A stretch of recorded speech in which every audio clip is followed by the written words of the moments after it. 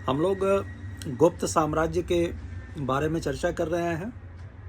हम लोगों ने चंद्रगुप्त विक्रमादित्य या चंद्रगुप्त द्वितीय के बारे में अध्ययन करने के पश्चात अब नंबर आता है उसके बड़े पुत्र कुमार गुप्त प्रथम का, जिसे महेंद्रादित्य के नाम से भी जाना जाता था। इसका शासनकाल लगभग 415 ईस्वी से लेकर 455 ईस्वी तक है, जो 40 वर्ष का है। और चंद्रगुप्त द्वितीय के बाद कुमार गुप्त भी 40 वर्ष तक शासन करता है। ये आप लोगों को ध्यान रखना है। बिलसद स्तंभ लेख में आख्यान आता है कि महाराजाधिराज श्री चंद्रगुप्तस्य महादिव्याम ध्रुव दिव्यामुत्पन्नस्य महाराजाधिराज कुमार गुप्तस्य, अर्थात चंद्रगुप्त की पत्नी ध्रुव देवी से उत्पन्न उसका सबसे बड़ा पुत्र कुमार गुप्त था। उसका गोविंद गुप्त नामक एक छोटा भाई भी था, जो कुमार गुप्त के समय में बशाढ़ या वैशाली का राज्यपाल हुआ करता था। कुछ विद्वानों का विचार है कि गोविंद गुप्त तथा प्रथम कुमार गुप्त प्रथम के बीच उत्तराधिकार का कोई युद्ध हुआ होगा तथा कुमार गुप्त ने गोविंद गुप्त को बलपूर्वक हटाकर राज सिंहासन पर अधिकार कर लिया था, किंतु इस प्रकार की मान्यता के कोई आधार नहीं है और इसके बारे में कोई विशेष तर्क नहीं दिया जा सकता। बच्चों, कुमार गुप्त ने कुल 40 वर्ष, जैसा कि मैं आपको बताया कि 415 ईस्वी से लेकर के 455 ईस्वी तक शासन करता है। इस दीर्घ काल में यद्यपि उसने कोई भी विजय नहीं की, तथापि उसके शासन काल का महत्व इस बात में है कि उसने अपने पिता से जिस विशाल साम्राज्य को उत्तराधिकार में प्राप्त किया था उसको अक्षुण्ण बनाए रखा तथा विशाल साम्राज्य में शांति और व्यवस्था कायम करने में वह सफल रहा। उसके सुव्यवस्थित शासन का वर्णन मंदसौर अभिलेख में इस प्रकार मिलता है कि कुमार गुप्त एक ऐसे पृथ्वी पर शासन करता था जो चारों समुद्रों से घिरी हुई थी। सुमेरु तथा कैलाश पर्वत जिसके बृहत पयोधर के समान थे, पैर पखारने के समान थे, और सुंदर वाटिकाओं में खिले फूल जिसका हंसी के समान था। मंदसौर अभिलेख में जो लिखा हुआ है वो अक्षरशः इस तरह से है कि चतुस्समुद्रांत बिलोल मेखलाम सुमेरु कैलास बृहत पयोधराम बनांत वासंत स्फुट पुष्पहांसिने कुमार गुप्ते पृथ्वी प्रशास्ति। तो ये उल्लेख प्राप्त होता है। उसके इतिहास के बारे में जो साधन है, जो स्रोत है, वो इस तरह से है। जैसे अभिलेख की अगर हम चर्चा करें तो कुमार गुप्त प्रथम के अब तक कुल 18 अभिलेख प्राप्त हुए हैं। इनमें अधिक अभिलेख किसी भी अन्य गुप्त शासक के नहीं मिलते जितना कि कुमार गुप्त का मिलता है। इसका विवरण आप लोग देख लीजिए। इस तरह से है कि बिलसद अभिलेख है, यह कुमार गुप्त के शासनकाल का प्रथम अभिलेख है। इस पर गुप्त संवत 96 अर्थात 415 ईस्वी की तिथि अंकित है। बिलसद जो है उत्तर प्रदेश के एटा जिला में स्थित है। इसमें कुमार गुप्त प्रथम तथा गुप्तों की वंशावली प्राप्त होती है और इस लेख में ध्रुव शर्मा नामक एक ब्राह्मण के द्वारा स्वामी महासेन अर्थात कार्तिकीय के मंदिर तथा धर्म संघ बनवाए जाने का भी उल्लेख प्राप्त होता है। इसके अलावा गढ़वा के 2 शिलालेख हैं। इलाहाबाद जिले में स्थित गढ़वा से कुमार गुप्त के 2 शिलालेख प्राप्त होते हैं। इन पर गुप्त संवत 98 अर्थात 417 ईस्वी का तिथि उत्कीर्ण है और इनमें किसी दान गृह को 10 और 12 दिनार दिए जाने का वर्णन प्राप्त है।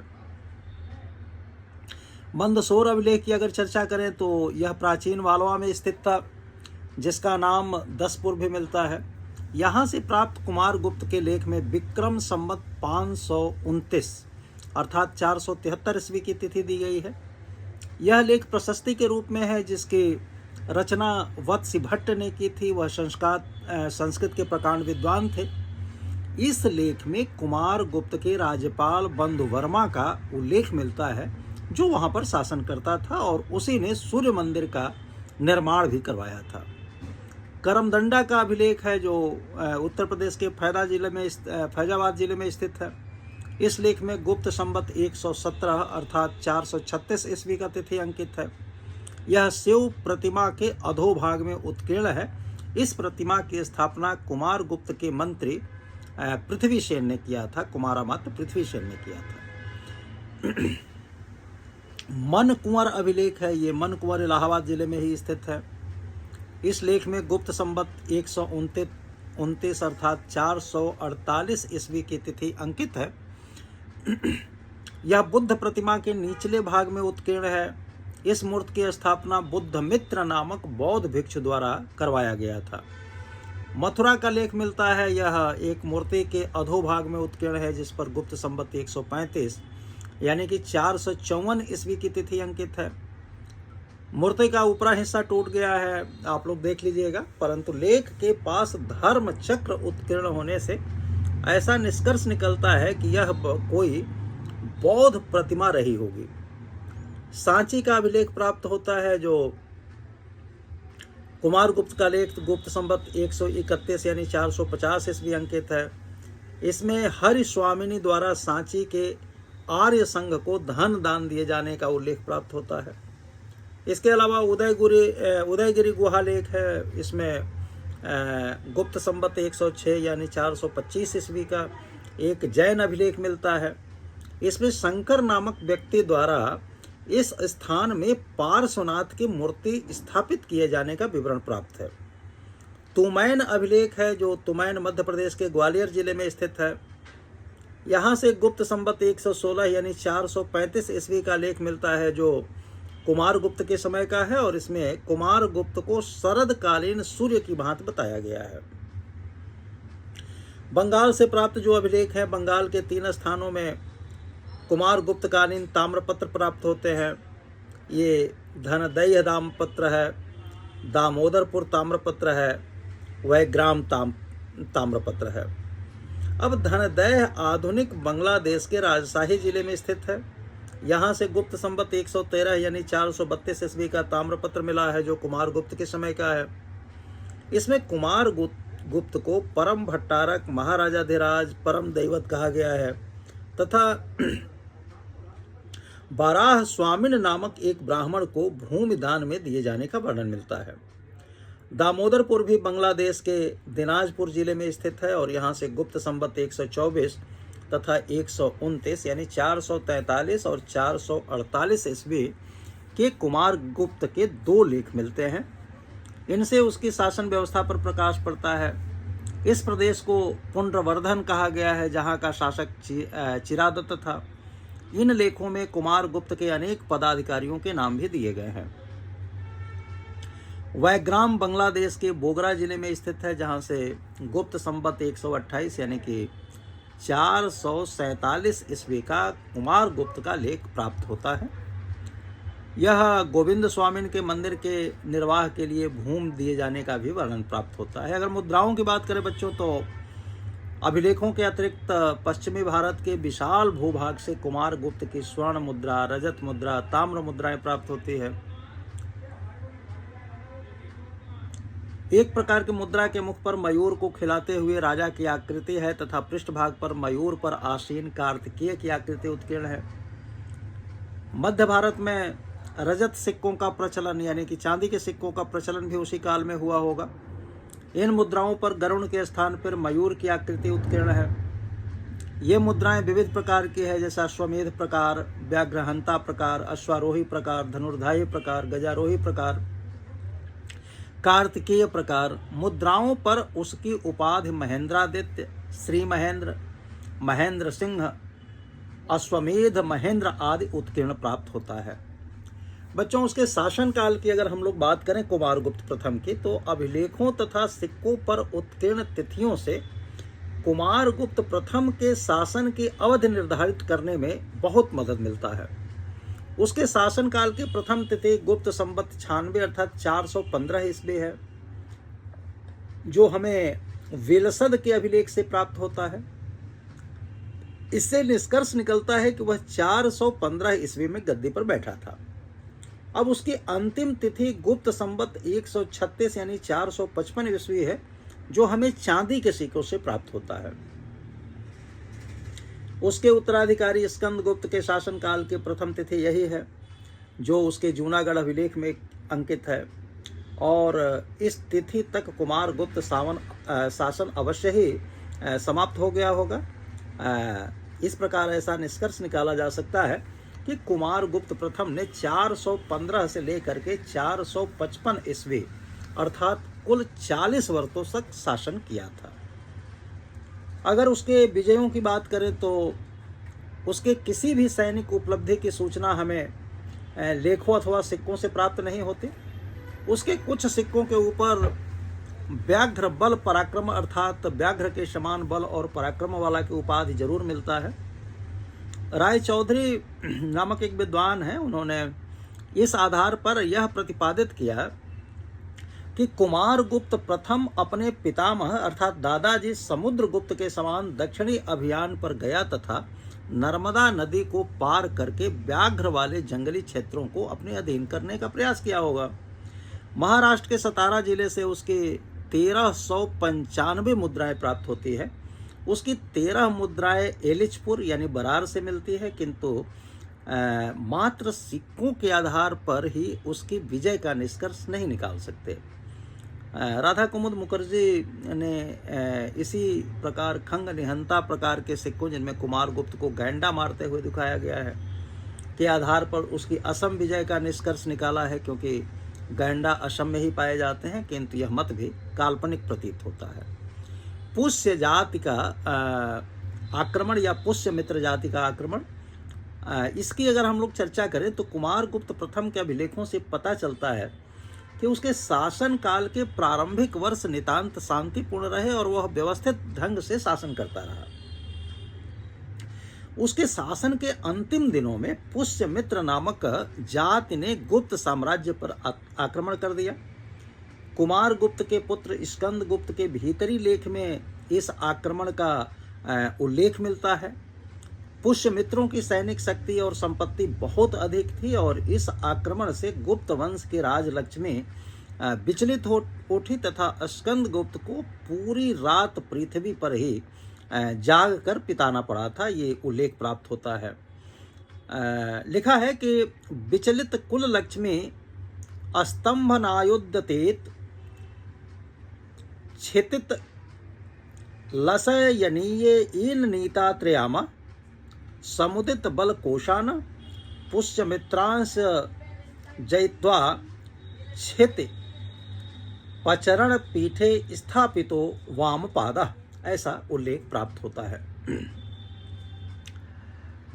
अब दुर्भाग्यवश हमें इस आक्रमण का स्पष्ट विवरण अन्यत्र कहीं प्राप्त होता नहीं है। दिव्याकर महोदय ने भीतरी लेख में पुष्य मित्रांश के स्थान पर युद्ध मित्रांश पाठ पढ़ा है तथा यह प्रतिपादित किया है कि यहाँ किसी जाति के आक्रमण का उल्लेख न होकर साधारण शत्रुओं का ही वर्णन प्राप्त होता है। परंतु इस मत से भी सहमत होना बहुत कठिन है। विभिन्न स्रोतों से पता चलता है कि प्राचीन भारत में पुष्य मित्र नामक जाति थी और वायु पुराण तथा जैन कल्प सूत्र में इस जाति का उल्लेख प्राप्त होता है। वे नर्मदा नदी के मुहाने के समीप मेकल में शासन करते थे। वस्तु स्थिति कुछ भी हो, लेकिन इतना स्पष्ट है कि आक्रमणकारी बुरी तरह परास्त हुए और उन्हें सफलता नहीं मिली। परंतु इस विजय की सूचना मिलने के पहले ही वृद्ध सम्राट कुमार गुप्त दिवंगत हो चुका था। अश्वमेध यज्ञ की अगर चर्चा किया जाए तो कुमार गुप्त के सिक्के से पता चलता है कि उसने अश्वमेध यज्ञ का अनुष्ठान किया था। अश्वमेध प्रकार के सिक्कों के मुख भाग पर यज्ञ यूप में बधे हुए घोड़े की आकृति तथा पृष्ठभाग पर श्री अश्वमेध महेंद्र मुद्रा लेख अंकित है। परंतु अपनी किस महत्वपूर्ण उपलब्धि के उपलक्ष्य में कुमार गुप्त प्रथम ने यह यज्ञ का अनुष्ठान किया था, यह हमें ज्ञात नहीं है। उसके प्रांतीय अगर पदाधिकारियों की बात करें तो प्रांत को भुक्ति कहा गया है। कुमार गुप्त के लेखों से निम्नलिखित प्रांतीय शासकों के नाम भी हमें प्राप्त हुए हैं, जैसे चिरादत्त, उसके नाम का उल्लेख दामोदर के ताम्रपत्र में हुआ है। वह पुंड्रवर्धन भुक्ति अर्थात उत्तरी बंगाल का राज्यपाल था। घटोत्कच यह एरण प्रदेश अर्थात पूर्वी मालवा का शासक था। उसके अंतर्गत तुम्बवन भी सम्मिलित था और तुमैन अर्थात मध्य प्रदेश के गुना जिले में स्थित है। उसके लेख से उसके विषय में सूचना प्राप्त होती है। बंधु वर्मा का नाम आता है। यह मंदसौर लेख से पता चलता है कि पश्चिमी मालवा क्षेत्र में स्थित 10 का राज्यपाल था। पृथ्वीशेण उसके नाम का उल्लेख करमदंडा के लेख में हुआ है और वह सचिव था। कुमारा मात्य तथा महाबलाधिकृत के पदों पर कार्य कर चुका था और उसका कार्यस्थल अवध का प्रांत था या अवध का प्रदेश था। प्रांतीय शासक को उपरिक महाराज कहा जाता था। धर्म तथा अगर धार्मिक नीति की बात करें बच्चों, तो कुमारगुप्त अपने पिता चंद्रगुप्त के ही समान एक वैष्णव थे। गढ़वा के लेख में उसे परम भागवत कहा गया है। परम भागवत महाराजाधिराजे श्री कुमार गुप्त राज्य, परंतु वह अन्य धर्मों के प्रति पूर्ण रूपेण सहिष्णु थे। उसके विविध लेख से ये बात प्रकट होता है कि उसने अपने शासन काल में बुद्ध, शिव, सूर्य आदि देवताओं की उपासना में किसी प्रकार का विघ्न नहीं पड़ने दिया, बल्कि इसके लिए पर्याप्त सहायता एवं प्रोत्साहन दिया। मन कुंवर अभिलेख से पता चलता है कि बुद्ध मित्र नामक एक बौद्ध ने महात्मा बुद्ध की मूर्ति की स्थापना की थी। करमदंडा लेख से पता चलता है कि उसका राज्यपाल पृथ्वीशेण शैव मतानुयायी था। मंदसौर लेख के अनुसार पश्चिमी मालवा में उसके राज्यपाल बंधु वर्मा ने सूर्य मंदिर का निर्माण करवाया था। इन उल्लेखों से कुमारगुप्त की धार्मिक सहिष्णुता प्रकट होती है।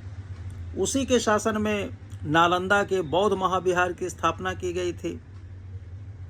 ह्वेनसांग के विवरण से पता चलता है कि इसका संस्थापक शक्रादित्य था और इससे तात्पर्य कुमारगुप्त प्रथम से ही है। उसकी एक उपाधि महेंद्रादित्य भी थी। ये दोनों शब्द समानार्थी हैं और वह एक उदार शासक था जिसने अनेक संस्थाओं को दान दिया था। अगर हम लोग कुमारगुप्त प्रथम का मूल्यांकन करें तो निश्चित रूप से कुमारगुप्त प्रथम का शासन शांति और सुव्यवस्था का काल था। उसके समय में गुप्त साम्राज्य अपने उत्कर्ष की पराकाष्ठा पर यथावत बना रहा। समुद्रगुप्त और चंद्रगुप्त द्वितीय ने जिस विशाल साम्राज्य का निर्माण किया उसे कुमारगुप्त ने संगठित एवं सुशासित बनाए रखा। यद्यपि उसने कोई विजय नहीं किया, लेकिन गुप्तों की सैनिक शक्ति क्षीण नहीं होने दिया। ये बहुत बड़ी उपलब्धि थी उसकी। यह इसी बात से सिद्ध हो जाता है कि उसके शासन के अंतिम दिनों में गुप्त सेना ने पुष्यमित्रों को बुरी तरह परास्त किया था। यह बात कुमारगुप्त के लिए कम गौरव की बात नहीं थी कि उसने इतना विशाल साम्राज्य, जो उत्तर में हिमालय से दक्षिण में नर्मदा नदी तक तथा पूर्व में बंगाल के खाड़ी से पश्चिम में अरब सागर तक विस्तृत था, उसको पूर्णतया सुरक्षित बना करके रखा। उसके स्वर्ण सिक्कों पर उसे गुप्त कुलामल चंद्र तथा गुप्त कुल व्योम शशि कहा गया है। ये उपाधियां सर्वथा सार्थक प्रतीत होती है। वह अपने पिता के ही भांति वीर और यशस्वी शासक था। मुद्राओं पर अंकित लेख उसकी शक्ति एवं उसके वैभव की सूचना देते हैं। निसंदेह उसके शासन काल में गुप्त साम्राज्य की गरिमा सुरक्षित रही तथा कुमारगुप्त ने शांत एवं सुखपूर्वक राज्य लक्ष्मी का उपभोग किया। तो बच्चों, ये था कुमारगुप्त प्रथम के बारे में सारी जानकारी। हमने कोशिश किया कि ज़्यादा से ज़्यादा उनके विषय में जो जानकारी प्राप्त है वो आप लोगों को दिया जाए। अब यहाँ पे हम अपने वाणी को विराम देते हैं। अगली बार जब हम लोग चर्चा करेंगे तो फिर उसके सुयोग्य पुत्र स्कंदगुप्त क्रमादित्य की बात करेंगे, जो उसके बाद गद्दी पर बैठता है। बहुत बहुत शुभकामनाएं।